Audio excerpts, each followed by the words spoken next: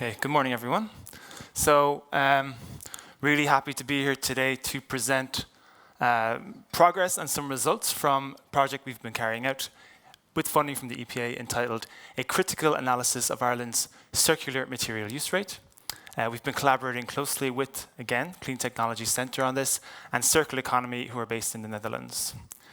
So just, we've been through a lot of this already today, but just to provide some context that frames this research. As we'll be aware, there is an EU objective to transition to a circular economy. Put simply, that is an economy where the value of products, materials, and resources is maintained for as long as possible, and the generation of waste is minimized. So echoing some points from Yannis's presentation, we need metrics to look at that progress, okay? So Eurostat developed CMUR in order to monitor progress, and specifically, and this is important, CMUR indicates the use of secondary materials in national economies. So how much from our waste streams are we able to recycle and then reuse in national economies? We can compare Ireland to other European nations. So the EU average for CMUR as of 2020 was 12%. Ireland's stood at 2% in that same year, while the leader in this metric was the Netherlands, which had a CMUR rate of 31%. Irish policymakers have taken note, and as part of the whole of government circular economy strategy, there is a specific goal to improve Ireland's CMUR rate to above the EU average by 2030, okay? So that's the context, and out of that arises the main research question that's driving this project, which is, why is Ireland's circular material use rate so low, and what can we do about it? So for the rest of the presentation, I'm going to talk you through our research process. I'll go into detail on a review and critique of the CMUR metrics specifically, and then I'll provide a comparative profile of some of the relevant statistics for Ireland in relation to 3 other European countries. So the research process, we carried out a number of tasks for this project that is still ongoing. So initially, a review of the CMUR metric. So what is it? How does it work? What data does it draw upon? And selection of 3 countries for comparison with Ireland. Using Eurostat and national data sets that are of relevance to CMUR, we developed statistical profiles of Ireland and those 3 comparator EU member states. In tandem with this, we carried out interviews with statistical offices and a review of available documentary evidence to map the data collection processes in each of these countries and how they may have changed over time.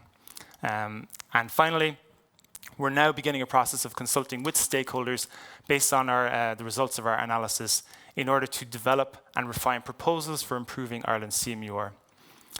So today, I'm just going to talk about 2 of these aspects. Firstly, a review of the CMUR metric, and secondly, the statistical profiles that we developed.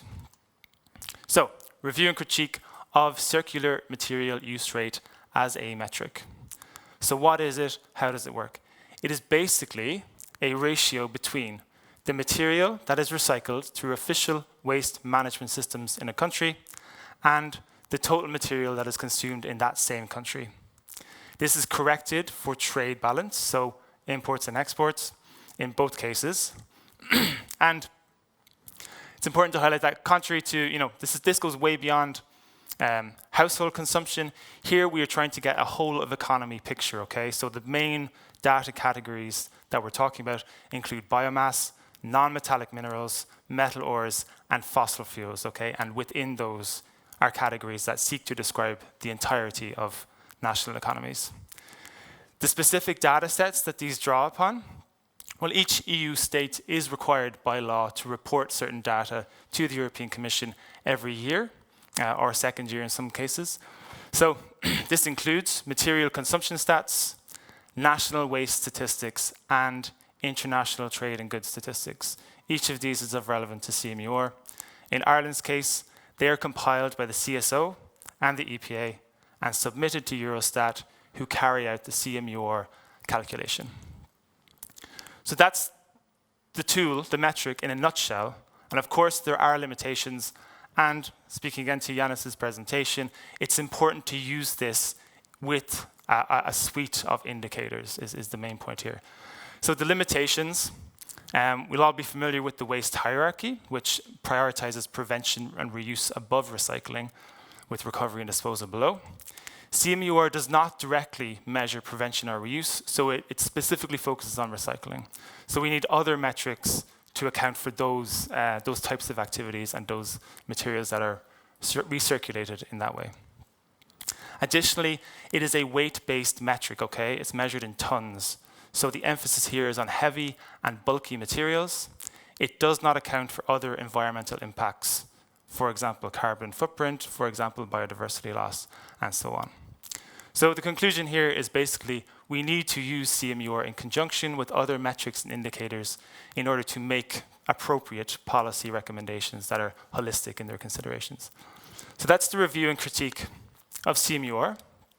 Now I'll give a comparative profile of Ireland's circular material use rate relevant statistics, and this will give an overview of consumption and waste treatment in Ireland.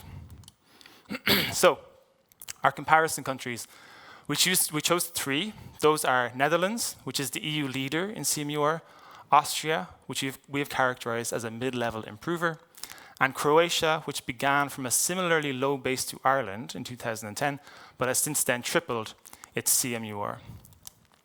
So this is what it looks like visually. We see Ireland in green there. The CMUR score remaining at around 2%.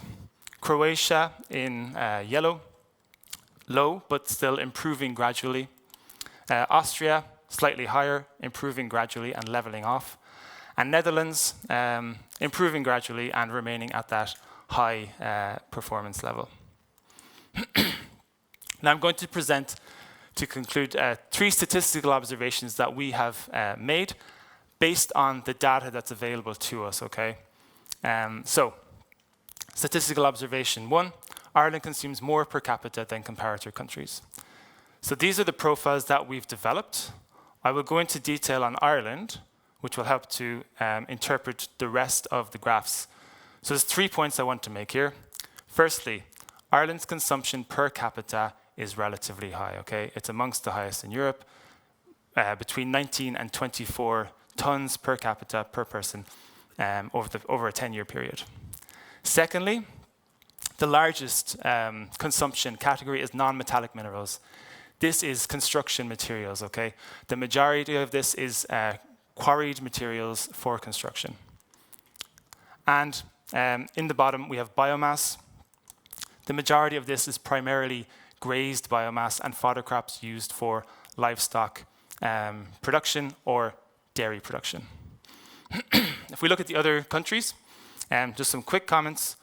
We can see Netherlands consistently decreasing consumption, okay? This is largely based on a contraction in fossil fuel use. So that's where the majority of the Netherlands improvements have come. The other 2 countries, consumption actually hasn't changed that much per capita over a 10-year period. So their main improvements have come on the recycling side of the equation.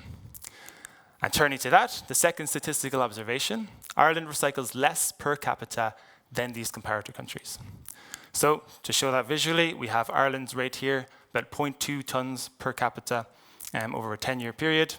Croatia, similar level, but slowly improving. Austria, a bit higher, improving and then leveling off towards the end of the decade. Netherlands hasn't really improved per capita in this category, but it's consistently above all the other countries. We'll turn to a breakdown of waste treatment now. So this is a profile for Ireland, and it basically categorizes our waste treatment by waste treatment type. So there's about close to 14 million tons here in total. We want to focus on the blue. That is our recovery through recycling. And you can see 2010, 1.29 million tons. 2020, 1.29 million tons. The other countries, as we said, Netherlands haven't really improved in the recycling area, if we look at it by volume, while Croatia have increased by 5 times, if we look at total volume, and Austria have almost doubled in terms of the volume that's recycled. And finally, we're on to statistical observation 3, which goes into a more detailed breakdown of the categories of waste we are treating and the categories of waste we are recycling. And the key point here, Ireland, statistically at least, underperforms in recycling certain waste materials. And this is where we are now focusing on our research, and this is where our main proposals are starting to emerge. So we're going to look at 2020, and we're going to look first at total waste treatment. So here it is, all waste treated by material type in 2020. There's a lot of data in here. I'm going to highlight a few key points. So 73% of Ireland's waste is made up by soil and stone that is excavated during construction projects, and other mineral waste, which is primarily quarrying waste and metal manufacturing waste, a lot of it from aluminium manufacturing. We'll now move to compare that with total waste recycled, okay? Same year, but just looking at this subsection, recycling.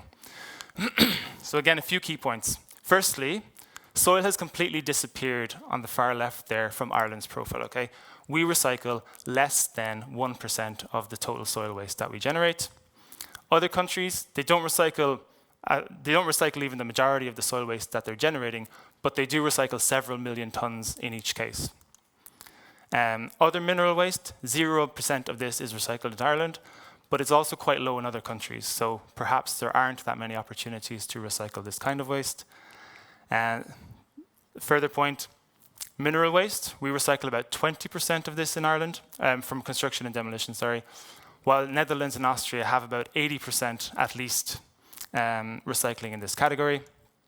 And finally, another, I think, important opportunity that we need to look towards is the recycling of animal feces, urine, and manure, especially given the scale of agriculture in Ireland. Croatia increased its recycling from 0 to 500,000 tons over a 10-year period, and it now accounts for 25% of Croatia's total recycling, which helps their CMUR score. So there's obviously a lot behind these statistics, and I'm sure we'll discuss it further.